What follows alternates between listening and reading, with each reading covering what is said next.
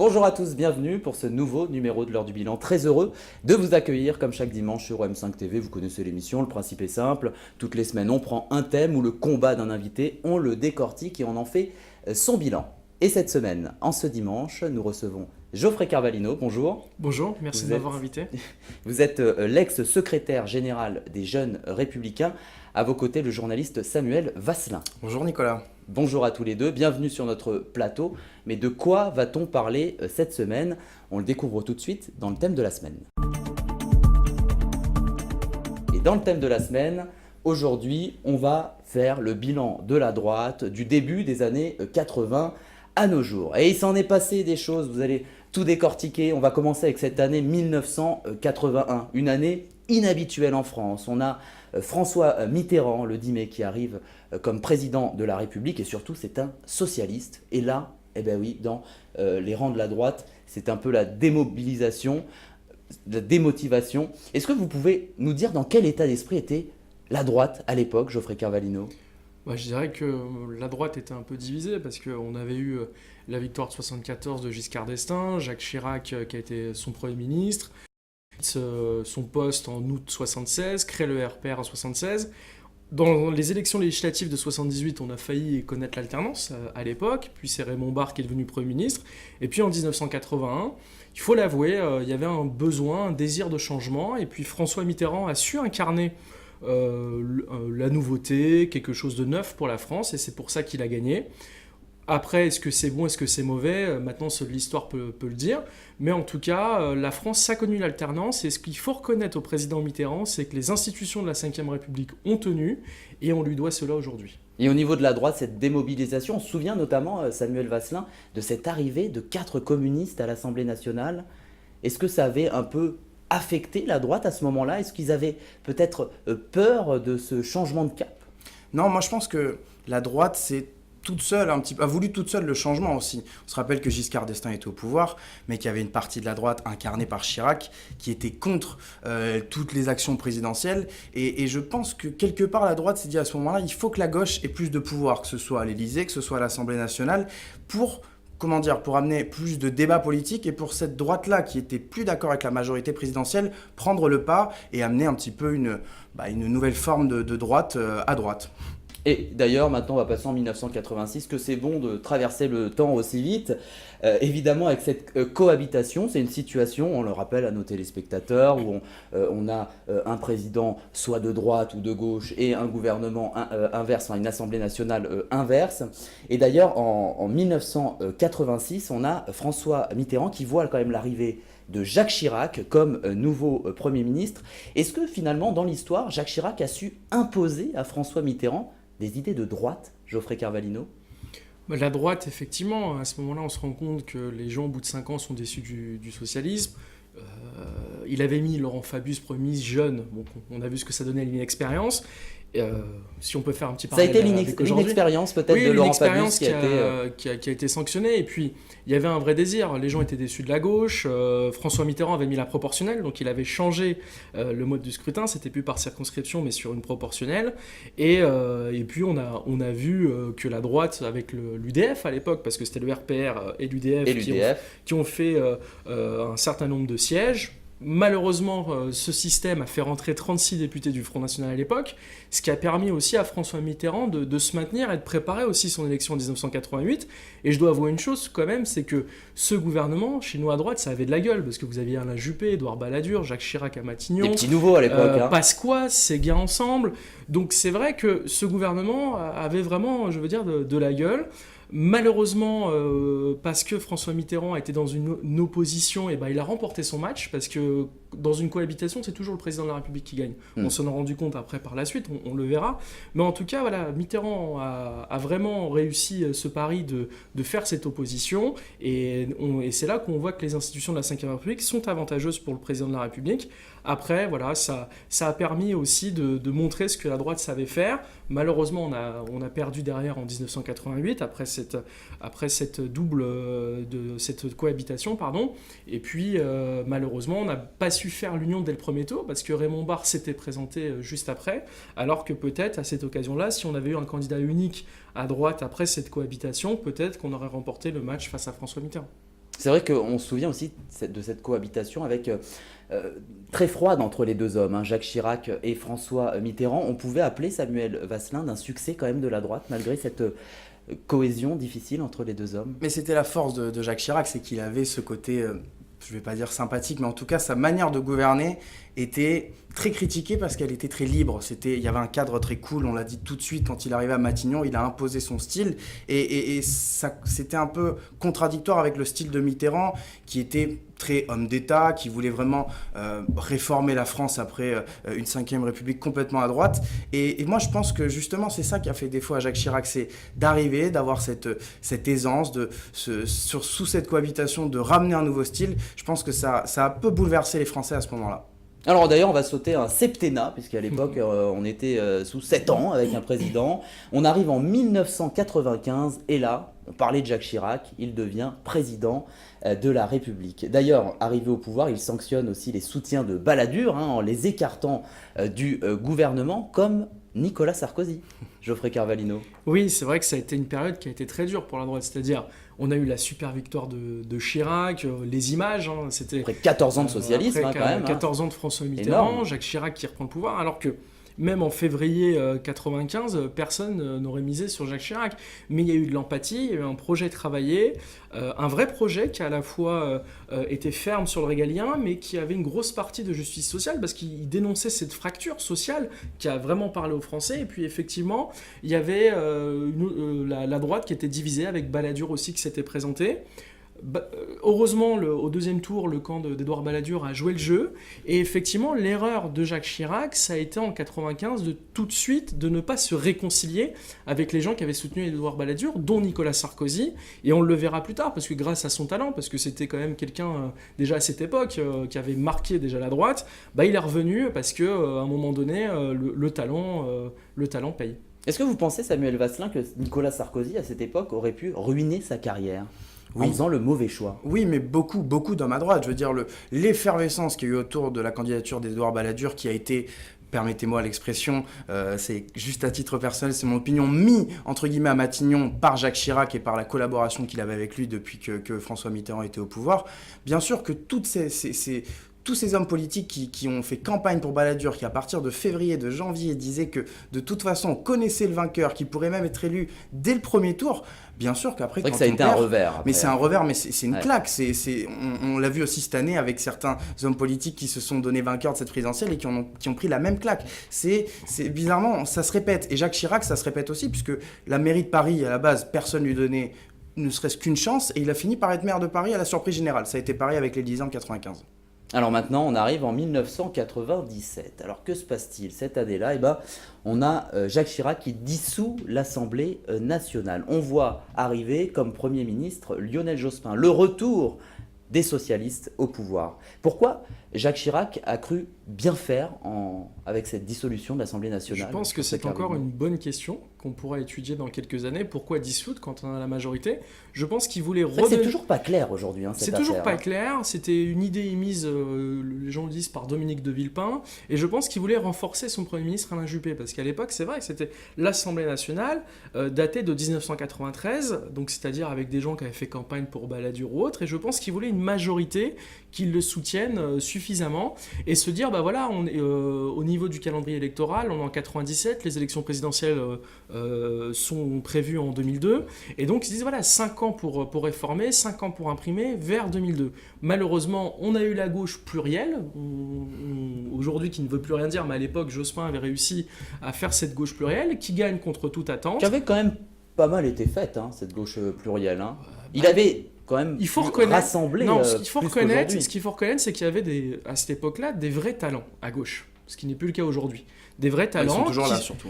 Ils sont toujours là, d'autres se sont un peu réfugiés autre part, mais il y avait des vrais talents, qui avaient une jeunesse, mais c'est surtout qu'il y avait du talent, ce qu'on n'a pas vu sous le quinquennat de François Hollande, et ils ont su mettre en place une politique, mais pour moi, elle n'est pas allée assez loin, parce qu'à ce moment-là, la croissance est en train de revenir. Martine Aubry nous met les 35 heures, alors que je pense qu'il aurait fallu baisser à ce moment-là les charges sur les entreprises et mettre le paquet pour redonner du pouvoir d'achat aux Français et relancer la croissance et l'économie. Ce qui n'a pas été fait par le gouvernement socialiste, alors qu'à l'époque, Schröder avait commencé à ce moment-là, début des années 2000, à mettre en place ces réformes qui ont vu ce qui est devenu l'Allemagne aujourd'hui avec Angela Merkel.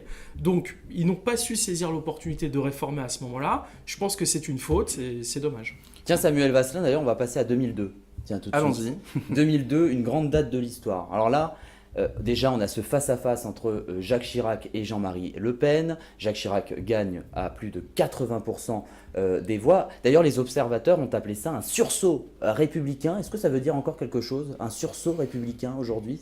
Oui et non, moi je pense ça que... c'est un peu effacé, hein. On va le voir après en avançant. Ça s'est effacé, on l'a vu aux dernières élections où on a vu, déjà on a vu qu'aujourd'hui ça ne veut plus rien dire vraiment les partis politiques, parce que ceux qui votent à l'extrême gauche votent maintenant à l'extrême droite, ceux qui votaient à l'extrême, ceux qui se disaient à gauche votent maintenant entre guillemets à l'extrême gauche, une partie des électeurs des Républicains, c'est aujourd'hui l'échiquier politique est totalement bouleversé, et c'est de même pour les électeurs. Et pour le coup, en 2002, tout le monde s'est dit c'est impossible que le FN arrive au pouvoir, donc on va le faire, ce front républicain. Mais il n'y avait pas d'envie de voter pour Jacques Chirac. La preuve, c'est qu'il avait eu que 20% au premier tour. Mais ce qui est intéressant à analyser, c'est qu'à chaque fois que la gauche a été au pouvoir, et c'est vérifiable au début du mandat Mitterrand en 81 et pendant les 5 ans de Lionel Jospin, le Front National a augmenté considérablement et a marché sur les plates-bandes de la droite.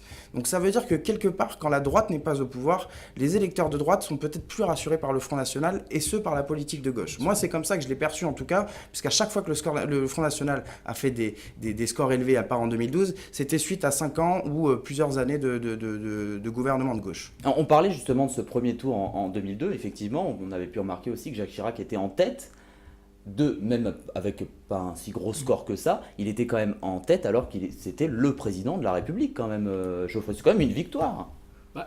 Non, je pense il aurait pu être beaucoup plus haut. Et il y a eu, c'était une présidentielle, il y avait 16 candidats quand même. Je crois que c'est l'élection présidentielle. Dont 7 à gauche. Par exemple, c'est vrai que vous enlevez la candidature de Jean-Pierre Chevènement ou de Christiane Taubira, peut-être que ça aurait été différent, qu'on aurait eu un second tour Chirac-Jospin. Après, maintenant, on ne refait pas l'histoire. Ça a été un vrai choc de voir Jean-Marie Le Pen comme son second tour, parce qu'il faut quand même écouter les déclarations de Jean-Marie Le Pen. On oublie ce que c'est que le Front National aujourd'hui, mais il faut se rappeler ce que c'est. Et là, il y a eu un sursaut républicain des Français qui se sont dit, il faut reconnaître aux leaders de la gauche, ça veut dire, non, il y a une barrière qu'il ne faut pas franchir, on parle de la République française, il faut voter pour la République. C'est-à-dire Jacques Chirac, en avril 2002, il n'est plus devenu le candidat de la droite président sortant, il était le candidat de la République française, pour ceux qui aiment les valeurs universelles de la France. Et ça a d'ailleurs été le pacte fondateur de l'UMP, de créer justement ce grand rassemblement sur ce qui s'est passé à ce moment-là. Et c'est dommage que certains, dans ma famille politique, l'aient oublié au moment du second tour entre Emmanuel Macron et Marine Le Pen. En parlant de famille politique, on arrive en 2007. 2007, élection de Nicolas Sarkozy d'ailleurs. Il incarne un président très impliqué, qualifié notamment d'hyper-président. Dans son discours d'ailleurs de politique générale, on s'en souvient, il avait dit vouloir agir sur tout. Qu'est-ce que vous pensez, vous, Geoffrey Carvalino, de cette appellation d'hyper-président ? Je pense que c'est quelque chose qu'on peut dire pour Nicolas Sarkozy, parce que c'est quelqu'un qui, du matin au soir, est toujours au travail avec énergie, sincérité, et surtout, il a une part humaine. C'est ce que beaucoup de personnes ne savent pas, c'est que c'est quelqu'un qui est à l'écoute, qui est très engagé, c'est quelque chose qu'il a en lui. Et puis, ces élections présidentielles de 2007, c'était juste énorme. C'est-à-dire, les Français, à ce moment-là, avaient le goût de la politique, c'est-à-dire même Ségolène Royal, même François Bayrou, il y a eu des mouvements de part et d'autre, et il faut dire une chose, c'est que Nicolas Sarkozy avait un très bon projet, travaillé, c'était millimétré, il était inarrêtable à ce moment-là, il a fait un super score, il a fait le meilleur score d'un candidat lors du premier tour, un super score au second tour, et c'est 53%, et je peux le dire aujourd'hui, c'est le dernier président de la République élu sur une adhésion. C'est-à-dire, en fait, après, Hollande a été élu sur un rejet, Et Emmanuel Macron, derrière, a été élu sur un rejet aussi de Marine Le Pen. Donc, Et de la société Vous êtes d'accord, Samuel Vasselin, avec cette analyse Oui, parce que Sarkozy est c'était déjà un hyper-homme politique. Rappelez-vous, en 2002... Alors, il y avait eu les émeutes aussi. Mais c'est ça, mais c'était dans la peau du ministre de l'Intérieur. Il avait dit, quand il n'a pas été nommé Premier ministre en 2002, qu'il n'allait pas être le Premier ministre, mais le premier des ministres. Et il a été le premier homme de droite pendant 5 ans, durant le deuxième mandat Chirac. Sarkozy était la star, était l'homme politique de droite. La preuve, il a été élu à l'UMP, je me souviens plus du score, mais c'était un score sans appel. Sarkozy était l'hyper-homme de droite, et c'était tout logique que quand il arrive à l'Élysée, il a envie de tout faire tout seul, d'être lui-même le chef du gouvernement, quitte à parfois marcher sur les plates-bandes de François Fillon, voire lui marcher dessus tout court. C'est ce qu'on lui a reproché, c'est pour ça qu'il y a eu un petit rejet, c'est que Sarkozy a été hyper présent, et que Jacques Chirac en était l'exemple ultime. Parfois, pour être un président aimé, il faut être absent et en retrait aussi. Pour boucler cette première partie d'émission, alors évidemment on connaît l'histoire, François Hollande est élu en 2012, on arrive justement avec la victoire d'Emmanuel Macron à la présidentielle de 2017. C'est vrai qu'il a bouleversé un peu toute cette organisation partisane française avec ce ni droite ni gauche notamment. Aujourd'hui aussi c'est la droite qui est très fragilisée, le Parti Socialiste n'en parlons pas, avec ce score très très faible au premier tour. Est-ce qu'aujourd'hui, alors c'est une question pour tous les deux, est-ce que, alors vous, je pense que je connais déjà un petit peu votre réponse, Geoffrey Carvalino, l'inverse m'étonnerait, mais est-ce que la droite peut se reconstruire aujourd'hui ? La réponse est évidemment oui. Ah. C'est-à-dire, aujourd'hui, la droite a tous les atouts. On a les talents, on a les idées. Pas un peu divisé quand même, Geoffrey Carvalino, aujourd'hui. Il faut l'avouer, il ne faut pas être dans une langue de bois. C'est qu'aujourd'hui, à droite, on n'a plus de leader incarné. C'est-à-dire, on a eu ce que représentait d'ailleurs Nicolas Sarkozy. Tout à fait. Voilà, on a eu Jacques Chirac, on a eu Nicolas Sarkozy, et aujourd'hui, on a beaucoup de talents. On a Laurent Wauquiez qui se présente, on a Xavier Bertrand, et bien sûr, on a Valérie Pécresse.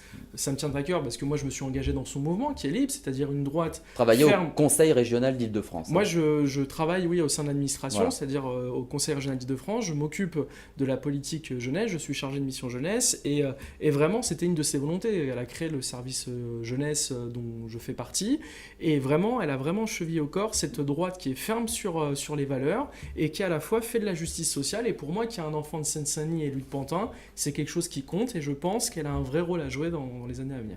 En tant que journaliste, maintenant, Samuel Vasselin, est-ce que la droite peut se reconstruire à vos yeux en tant qu'analyste ? La droite ou un parti de droite se reconstruire intégralement ? Pense la droite en La général. droite, oui, bien sûr qu'il y aura aux prochaines élections présidentielles divers courants de droite, ça bien sûr, enfin aux prochaines élections présidentielles et les autres échéances électorales avant aussi. En revanche, moi je vois pas aujourd'hui un UMP se recréer, l'UMP de 2002 où on assemble toutes les forces de droite. Moi aujourd'hui, pour moi, c'est pas possible. Je ne peux pas, enfin, je vois pas des personnalités comme Valérie Pécresse justement et Laurent Wauquiez se mettre à la même table et être d'accord sur toute une ligne. Pour moi, c'est pas possible. Et puis parce que la ligne n'est pas... Déjà, parce que la ligne n'est pas claire, et puis vous l'avez dit, Nicolas, il n'y a pas de leader naturel.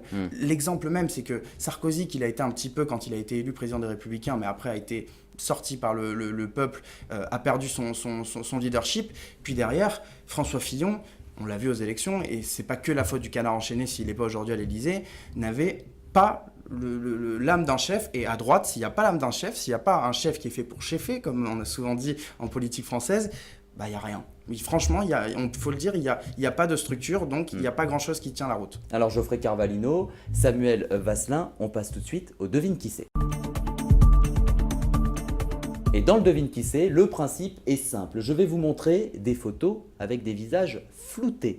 Et aujourd'hui, on va s'intéresser à tous ces acteurs, donc c'est des acteurs, vous allez devoir deviner de qui il s'agit, mais qui ont incarné au cinéma ou à la télévision des personnages de droite. Et on commence tout de suite avec cette première photo. Alors, des petits indices, vous avez besoin de petits indices comme ça. C'est vrai que c'est un acteur qui a aujourd'hui 64 ans, qui a joué notamment dans Le Dîner de Cons, ou encore dans Le Père Noël est une ordure, assez simple. Allez. C'est pas la question la plus dure de l'année. C'est pas la question la plus dure de l'année. On reconnaît directement, on voit un peu les ordres de la République, on voit un peu le Quai d'Orsay, donc on dit que c'est Thierry Lhermitte. C'est Thierry Lhermitte, effectivement. Vous aviez trouvé aussi Samuel. Oui, bien sûr, je l'ai laissé à Geoffrey. C'était du sportif. Alors pourquoi on parle de Thierry Lhermitte ? Puisqu'il a joué dans ce film qui s'appelle Quai d'Orsay. L'acteur d'ailleurs avait hérité du rôle d'Alexander Teilhard de Worms. C'est vrai que c'est un personnage explicitement inspiré de Dominique de Villepin quand il était ministre des Affaires étrangères. D'ailleurs, au départ, c'est vrai que, je ne sais pas si vous le saviez, mais ce film provient d'une bande dessinée. Vous le saviez, Geoffrey Carvalino? Une bande dessinée à travers l'expérience vécue par Antonin Baudry entre 2002 et 2004, quand c'était la plume de Jacques Chirac. Je vous propose tout de suite de voir un extrait de ce film. Pour vos archives, Légitimité, tac, tac, tac, tac. Unité, tac, tac, tac. Efficacité, tchac, tchac, tchac. sinon, c'est la guerre. Ça va? Vous n'avez pas trop de travail? Vos femmes vont bien, les vacances, bonnes, les RTT. Vous êtes en sur-régime, là. Attention au burn-out. Hein. Venez, Arthur. Oh putain, c'est pas vrai, le Danois. Quelle connerie, ce métier. En plus, à chaque fois, il déboule en vélo. Il n'y a rien à lui dire. Alors, un très bel extrait, c'est vrai. Est-ce que vous saviez d'ailleurs que quand Bertrand Tavernier propose une adaptation cinématographique de cette BD, c'est vrai que le choix s'était arrêté tout de suite sur Thierry Lhermitte pour incarner ce personnage. Dans une interview, il dit il avait la classe, l'allure, le côté sportif. C'est aussi comme ça qu'on pourrait décrire Dominique de Villepin. Bien sûr. Bah oui. Puis ça- Rappelez-vous la Bolle en 2004, Oui. c'est le ou 2005. 2005, 2005 la Bolle 2005, effectivement ouais. avec l'accident de Chirac. Mais rappelez-vous, c'était l'image qu'il voulait amener aux Français, C'est cette image d'homme l'image élégant, sportif. Apollon, c'était l'image voilà, d'Apollon. bien sûr. Et d'ailleurs, c'est vrai qu'à ce moment-là, le magazine L'Obs est allé voir ce film avec Frédéric Bosso. Frédéric Bosso, c'est un historien, professeur à l'université de Paris 3 Sorbonne. Alors, une manière aussi de l'interroger sur les choses qui ont peut-être été un peu exagérées dans le film ou les choses qui sont plutôt réalistes. Et on se souvient notamment de la reconstitution de ce fameux discours du 14 février 2003 à l'ONU. Il décrit que dans la réalité, les applaudissements étaient un peu moins nourris et un peu plus brefs dans le film. Est-ce que justement, ça aurait mérité beaucoup plus d'applaudissements dans la réalité, Samuel Vasselin? Oui, parce que c'est quand même un discours qui est historique, parce que ça montre que la France n'est pas le gendarme du monde, ni la personne qui doit aller dire aux autres comment se comporter chez eux. Donc pour moi, c'est un tournant majeur dans l'histoire de la France. Et puis le discours Geoffrey était Carvalino. brillant, était magnifique. On s'en rendait compte peut-être à l'époque que ça allait devenir un discours historique, parce qu'aujourd'hui, Peut-être avec pas du sur le recul- moment, mais Ouais. très rapidement après, dès 2004-2005, justement, quand il y avait ce match entre Nicolas Sarkozy et Dominique de Villepin, c'est quelque chose qui C'était était son mis, atout, mis oui. en avant. Et puis d'ailleurs, ça a peut-être été aussi un argument pour que Jacques Chirac le nomme à Matignon en 2005. Et puis c'est vrai que ce discours est magnifique. Quand il commence, je viens d'un vieux continent, d'un vieux pays ami, et il dit dedans, on sait la liberté qu'on vous doit, mais un ami, c'est de vous dire la vérité. Donc c'était un peu ça son discours, et il était magnifique, brillant, et ce jour-là, on pouvait, je pense, être plus d'un à être fier d'être français. Alors, on va passer tout de suite à cette deuxième photo. Allez-vous deviner de qui il s'agit? Je vous montre cette photo tout de suite. Alors, avez-vous deviné de qui il s'agit? Alors, c'est vrai que le fond est assez reconnaissable. Alors, qui Oui. veut répondre? Bon, Samuel cette Vasselin. fois-ci, je la prends oui. Denis Podalides. Exactement, dans le film. La conquête. La Conquête, effectivement. La Conquête diffusée sur France 2 d'ailleurs l'année dernière. Il décrit l'accession à l'Élysée de l'ancien président de la République, Nicolas Sarkozy. Évidemment, on va se régaler, on regarde tout de suite un extrait de ce film. Vous savez où je me la garde, Dominique, votre amitié? Je salue la France qui se lève tôt et qui ne demande pas de subvention. Je suis entouré de connards. Hein, n'oubliez pas, je suis une Ferrari. Quand vous ouvrez le capot, c'est avec des gants blancs. Ne sous-estimez pas Nicolas, il faut faire attention à lui. Je vais le niquer, ce grand con. Alors, c'est vrai que c'est quand même plutôt drôle. Tiens, d'ailleurs, c'est vrai que Geoffrey Carvalino, on peut le dire, vous êtes un proche un peu de l'ancien président de la République. Est-ce que ce film, bon, vous ne l'avez peut-être pas dit, mais est-ce que ça a pu le faire sourire? Je ne sais pas s'il l'a regardé ou pas. Je sais qu'il n'aime pas regarder spécialement les articles qui sortent sur lui ou autre. Pas sûr qu'il l'ait vu. En tout cas, moi, quand il était sorti, j'avais 21 ans. Je crois qu'il est sorti en 2011. Exactement. Un an avant l'élection présidentielle. Et je peux vous dire que je l'ai vu et revu, ce film. Et c'est vrai que ça fait un peu partie, quand vous êtes jeune militant, à l'époque c'était de l'UMP, ça faisait un peu partie de votre histoire politique. Et puis il y avait certaines répliques qui étaient bien marrantes, qu'on pouvait lire dans certains livres, dans certains éditos de journalistes. Et puis finalement, certains ont dit que ça allait être péjoratif pour Nicolas Sarkozy. Et en fait, à la fin de ce film, vous avez une bonne image de Nicolas Sarkozy. Plutôt drôle. Et d'ailleurs, l'acteur est aux côtés de Florence Pernel, qui incarne son ex-épouse Cécilia, de Bernard Lecoq en Jacques Chirac. Et d'ailleurs, un article quand même du site Première dit que Denis Podalides réussit quand même l'exercice délicat d'incarner un président de la République non seulement en vie, mais en plus, fonction. en fonction. C'était un risque, Samuel Vasselin, quand même. Oui, et surtout, moi, le risque, c'était comment dire, de ne pas tomber dans l'imagination que se font les gens de la politique. Au contraire, ils l'ont rendu vivant. Ils ont rendu la politique vivante, ils ont rendu Chirac, Jacques Chirac, Dominique de Villepin, Nicolas Sarkozy, qui étaient les 3 protagonistes les plus importants du film avec Cécilia, vivants, comme des hommes qui, à la machine à café le matin, peuvent critiquer leurs collègues qu'ils n'aiment pas. C'est aussi ça, la politique. D'ailleurs, vous savez qu'à l'origine, c'était pas Denis Podalides qui était choisi pour ce film. Est-ce que vous le saviez? Au départ, c'était François Cluzet, mais l'acteur a refusé catégoriquement. D'ailleurs, il s'était expliqué le pourquoi du comment, pourquoi il avait refusé ce rôle. Il avait dit, je cite, « C'est un film historique et on me l'avait présenté comme un film politique. Si cela était un film politique, je pense qu'il aurait fallu parler de Monsieur Bouygues, Monsieur Lagardère, de ces gens que connaît Nicolas Sarkozy. » Évidemment, une phrase engagée, Geoffrey Carvalho. Oui, c'est une phrase engagée, mais en même temps, comme dirait Emmanuel Macron, Denis Podalides n'a pas voté Nicolas Sarkozy en 2012 et s'est vraiment investi dans la campagne de François Hollande, parce qu'il y avait plusieurs artistes et acteurs qui soutenaient François Hollande. Et il a su vraiment incarner ce rôle, le rôle de Nicolas Sarkozy. Et c'est vrai que vraiment dans certaines mimiques ou certaines paroles, on peut vraiment croire que c'était Nicolas Sarkozy. Donc franchement... Même la ressemblance. Oui, la ressemblance. La ressemblance, c'est que c'était une transformation physique pour lui, parce que même au niveau des cheveux... Au niveau des mimiques, on connaît les mimiques de l'ancien président. Des costumes ou autres. Vraiment, vous aviez l'impression d'être avec Nicolas Sarkozy. Donc chapeau l'artiste, comme on dirait. Et vraiment, c'était un film de qualité que je pense que même d'ici 10 ans, toute personne ou tout jeune qui veut faire de la politique devrait regarder ce film. Cette ressemblance, Samuel Vasselin, avec l'ancien président? C'était frappant, plus frappant que si François Cluzet avait incarné le personnage, je pense. Mais moi, ce que j'ai aimé dans ce film, c'est que franchement, à aucun moment, je me suis dit c'est un acteur. C'est-à-dire, bon, bien sûr que c'est pas Nicolas Sarkozy. C'est vrai que la ressemblance était frappante. Et la reproduction. Et la reproduction également. Voilà, on avait vraiment l'impression d'être d'être à l'intérieur, dans la vie politique. Et moi, je pense qu'il n'y a pas que les jeunes qui veulent faire de la politique qui s'intéresseront à ce film. Il y a les jeunes qui suivent tout simplement l'histoire politique de leur pays. Aussi, comme moi, par exemple. Enfin, je le fais sous l'étiquette de journaliste, mais je le faisais déjà avant. C'est intéressant de savoir comment ça fonctionne. Et c'est la grande réussite de ce film et de Denis Podalides. Geoffrey Carvalho, Samuel Vasselin, on passe tout de suite à la 3e partie. Vous savez ce que c'est? Non, je vais vous le dire. Le question-vérité. Et dans le question-vérité, le principe est simple. On va parler de 2 sujets aujourd'hui. Vous allez pouvoir répondre un peu de façon franche sur ce sujet. Vous allez vraiment être catégorique. On va commencer avec l'état de santé de nos présidents. On va faire un retour en arrière. On a un peu l'habitude dans cette émission. On est le 2 septembre 2005. Et l'ancien président de la République, Jacques Chirac, est victime d'un AVC, donc un accident vasculaire cérébral. Et d'ailleurs, c'est vrai qu'à ce moment-là, on n'avait que 3 communiqués de la part de l'Élysée, ce qui peut quand même paraître assez mince. On en avait un à sa sortie de l'hôpital, un autre 1 mois plus tard, un autre 8 mois plus tard qui disait que les examens étaient satisfaisants. Est-ce que l'Élysée doit davantage communiquer sur l'état de santé de nos présidents? Vrai ou faux? Geoffrey Carvalho, ça arrive. Je dirais oui, vrai. C'est-à-dire que il faut une totale transparence, parce qu'aujourd'hui, les Français et les Françaises connaissent 2 personnages dans la vie politique. C'est leur maire et le président de la République.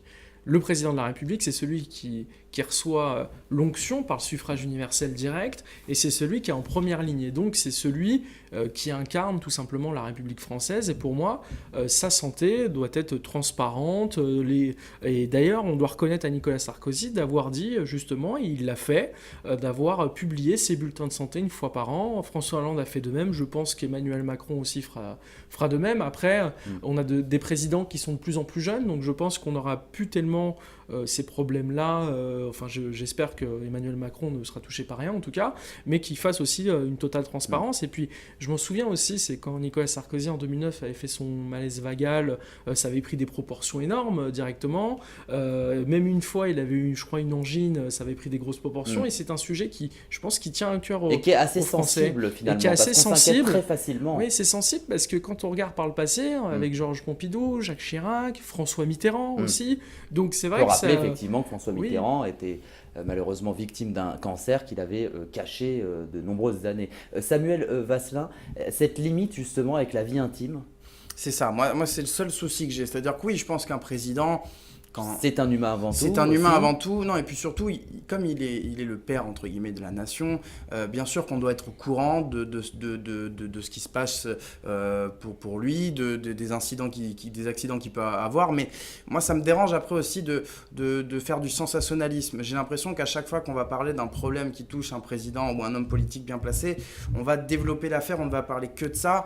Et je prends l'exemple de Jacques Chirac, on est en septembre 2005, il y a une université d'été.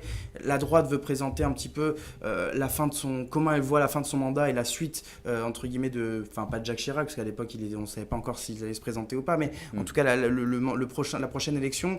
Et on n'aurait parlé que de ça. Aujourd'hui, en tout cas aujourd'hui, en plus, avec ce phénomène des réseaux sociaux, on ne parlerait que de ça. Ce serait, on l'appellerait le Macron Gate. De l'époque, on parlait de Georges sûr. Pompidou, c'est que les Bien réseaux sûr. sociaux n'existaient pas. Aujourd'hui, si Emmanuel Macron a un rhume qui traîne un peu, ça va être le Macron Gate. On va en parler pendant 6 jours sur Twitter. Donc je comprends qu'aujourd'hui, je comprends qu'il y a un peu plus de réserve. C'est sûr qu'à l'époque, la frontière était plus délicate. C'était un peu maladroit de la part de Chirac de cacher vraiment tout ce qui le touchait à ce moment-là. Tiens, on va passer au deuxième sujet du Question Vérité, la polémique Laurent Wauquiez. Alors je récapitule pour nos téléspectateurs, on est le mercredi 13 septembre, quand Lyon Capitale révèle que le président de la région Auvergne-Rhône-Alpes a de nouveau été placé au détachement de son poste du Conseil d'État. Alors il s'est vu renouveler sa mise en détachement pour 5 ans de son poste de maître de requête. D'ailleurs, il bénéficiait des droits à la retraite depuis 13 ans pour un travail de 2 mois. Alors depuis, retour en arrière, Laurent Wauquiez s'est mis en disponibilité de la fonction publique et donc ne cotisera plus. Il faut le rappeler aussi, c'est légal, mais est-ce qu'on peut comprendre que les Français soient choqués, oui ou non? Geoffrey Carvalino.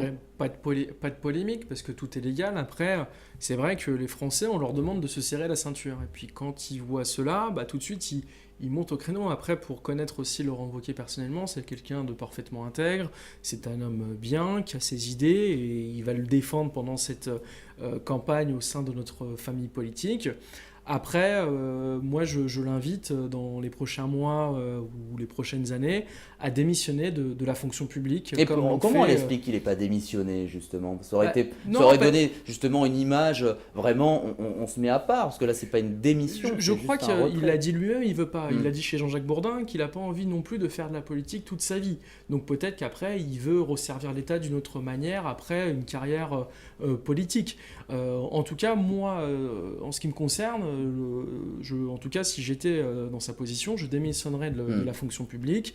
Beaucoup l'ont fait. Il faut reconnaître à Bruno Le Maire, même s'il n'est plus de notre famille politique, il a décidé d'aller rejoindre Emmanuel Macron, il l'a fait. Et puis surtout aussi, 2 mois avant les élections régionales, Valérie Pécresse l'a fait naturellement. Et je pense qu'aujourd'hui, les Français peut-être attendent cela. Encore une fois, après, c'est à lui de voir, mais tout est légal, il n'y a pas de polémique à avoir. Et Laurent Wauquiez est quelqu'un de complètement intègre. Mais légal, c'est plus suffisant aujourd'hui. Il faut que ce soit moral. C'est la nouvelle, on vit comme ça va faire une dizaine d'années. Maintenant, il y a ce qui est légal et ce qui est moral. Et ce qui est moral, c'est-à-dire comment les Français vont le percevoir. Et le souci, il est là aujourd'hui. C'est que pour un homme politique, moi, s'il n'y a rien d'illégal, on n'a rien à lui reprocher. Sauf peut-être de se dire, et là après c'est une stratégie d'homme, parce que c'est quand même une cotisation de après... 13 ans pour un travail de 2 mois. Alors on sait que pour un Français lambda, faut cotiser c'est plutôt l'inverse. Plus de 40 ans pour... Oui, mais il l'a dit lui-même, il faut rectifier ses erreurs, il vient de le faire. Après, j'invite peut-être nos parlementaires. Bon, on voit ce que ça donne un petit peu chez Emmanuel Macron. Enfin bon, il y en a un qui tape à coups de casque, l'autre qui mord un taxi, la présidente de la commission des lois qui en même temps, comme dirait Macron, demande quand est-ce qu'on vote les décrets d'application. Mais ce que je veux dire, c'est que peut-être que c'est aux parlementaires. Mais est-ce que d'une manière générale, il faudrait abolir ces privilèges? Parce que c'est vrai qu'aujourd'hui, c'est plus du tout accepté. Par exemple, on se souvient de la polémique avec François Fillon et son épouse. Il y avait des choses qui étaient totalement légales. Pourtant, beaucoup de parlementaires le faisaient. Mais ce qui choque peut-être les Français, c'est ces privilèges, Geoffrey Carvalino. Oui, bien sûr, parce que vous savez, les Français aujourd'hui se serrent la ceinture. Donc moi je le vois, rien que mon père qui tous les matins prend son RER B pour aller travailler en imprimerie. Beaucoup d'amis, même moi qui j'ai un peu galéré avant d'arriver là où j'en suis actuellement. Et donc c'est vrai que c'est qu'aujourd'hui les Français disent voilà, ça suffit les privilèges. Tout le monde doit être égaux. Vous êtes certes des politiques élus par le peuple, mais vous devez être les exemples de la République. Et pour moi, effectivement, les femmes et les hommes politiques doivent être aujourd'hui parfaitement intègre et des exemples et en finir avec les privilèges. On va passer à la dernière partie de cette émission. Tiens, je vois un peu dans la peau d'un président de la République, justement, on en parle. C'est vraiment, je crois que le thème là, il est encore mieux choisi. On passe tout de suite au si j'étais président. Et dans le si j'étais président, tiens, vos premiers pas de président de la République. Tiens, votre premier voyage, Geoffrey Carvalino, ce serait où, symboliquement? Ce serait symboliquement, comme le font tous les présidents de la République élus, en Allemagne, avec la chancelière. Donc vous seriez un président très traditionnel. Traditionnel, bien sûr, parce que c'est aussi l'histoire de la France de tenir à ces traditions. Et puis surtout, je pense que le moteur franco-allemand est vraiment la pierre angulaire de l'Europe. Et je pense que le président français doit être en première ligne sur le combat européen. Samuel Vasselin, votre premier voyage. J'aimerais être plus original, mais faites-nous voyager. On ne peut pas dire non. Si j'étais élu demain matin, je partirais bien sûr en Guadeloupe et dans les territoires touchés par les catastrophes naturelles qu'on a eues ces Donc si vous derniers étiez jours. là élu... Mais demain matin, bien sûr. Mais, en ce moment. Voilà, en ce moment. Mais je pense que si j'étais élu classiquement, tel Emmanuel Macron ou tous les présidents qu'on a eus, bien sûr qu'il faut se rendre en Allemagne. Parce qu'aujourd'hui, l'un des poumons de la France, c'est l'Europe. Et ces deux pompes qui font marcher ce poumon-là, c'est la France et l'Allemagne. Donc bien sûr qu'il faut avoir les relations les plus étroites possibles avec l'Allemagne. D'autant plus que maintenant, on le sait depuis 1 an et demi, l'Angleterre est sortie de l'Union européenne et que ça fait, entre guillemets, une puissance en moins dans cette union-là. Tiens, s'il y avait une personne que vous voudriez voir absolument au gouvernement, ce serait qui, Geoffrey Carvalino? Actuellement Actuellement. Si vous étiez élu là, ça y est, vous êtes élu, je vous l'annonce. Hein. Alors... élu. Tout de suite, peut-être ma mentor, ce serait Valérie Pécresse au poste de Premier ministre, mais en même temps, je me vois pas du tout au-dessus d'elle et ce serait plutôt faire l'inverse. Ah mais non, là vous êtes président, elle appréciera d'ailleurs que vous pensiez tous les jeunes talents, Pécresse. tous les jeunes talents du parti, je vais prendre des Robin Reda, des Pierre-Henri Dumont. Donc Robin Reda, maire de... Robin Reda, maire de Juvisy, député. Voilà, vous prenez Pierre-Henri Dumont, député du Pas-de-Calais. Vous prenez aussi Vincent Jeanbrun, qui est maire de La Île-et-Rose. Même des gens comme Marine Brenier ou Pierre-Yves Bournazel qui ont fait un autre choix, qui c'est d'aller chez les constructifs. Voilà, été élus députés, effectivement. Voilà, ce sont des gens talentueux. Il faut mettre en avant des nouveaux visages. Et vous, Samuel Vasselin? Vous me posez une colle parce que j'ai pas vraiment de parti, donc pas vraiment d'homme politique à mais ça peut être placer. alors c'est pas forcément un politique. Bien sûr, Là, dans cette rubrique, on peut passer même un acteur. Par exemple, il y a quelques précédents numéros, notre invité Nejma avait placé Biouna au gouvernement, par exemple. Ça peut être quelqu'un de ce type, quelqu'un que vous appréciez dans la vie quotidienne et que vous verrez peut-être défendre quelque chose. Je verrais bien un sportif, ministre des Sports, surtout qu'on a les JO qui arrivent. Je pense qu'il faut vraiment prendre en conscience que le sport, notamment dans certaines régions en France, est un échappatoire social énorme. Et je mettrais, alors je ne l'ai pas tout de suite, je vais être honnête avec vous, mais une personne très compétente, un ancien sportif qui connaît vraiment tous les rouages du sport professionnel en France et tout ce qu'il peut apporter à la société. Et je mettrais une personne compétente. Pour terminer rapidement, est-ce que vous auriez une nouvelle façon de vous habiller? Est-ce que vous pensez finalement que nos présidents sont un peu trop costard-cravate? Non, costard-cravate. Très classique, costard-cravate. Ouais. Samuel Vasselin? Tout dépend de comment on le porte. Regardez, Barack Obama est en costard-cravate pendant 8 ans et ça a été le président le plus élégant de la planète. Donc bien sûr, classique. L'élégance pour terminer Exactement. Cette émission. Merci à tous les deux d'avoir été avec nous. Geoffrey Carvalino, je rappelle que vous étiez l'ex-secrétaire général des Jeunes Républicains, journaliste. Vous êtes Samuel Vasselin. Merci beaucoup et bonne continuation. Merci. Et merci à vous tous de nous avoir suivis. On se retrouve dès dimanche prochain avec un ou des nouveaux invités qui viendront sur ce plateau faire leur bilan. Prenez soin de vous.